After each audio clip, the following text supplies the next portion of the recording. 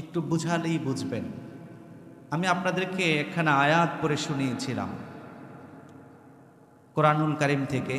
যে আয়াতখানা হচ্ছে এই, আল্লাহ পাক বলছেন, ফালা তা'লামু নাফসুম মা উখফিয়া লাহুম মিন কুররাতি আ'য়ুনিন জাযাআম বিমা কানু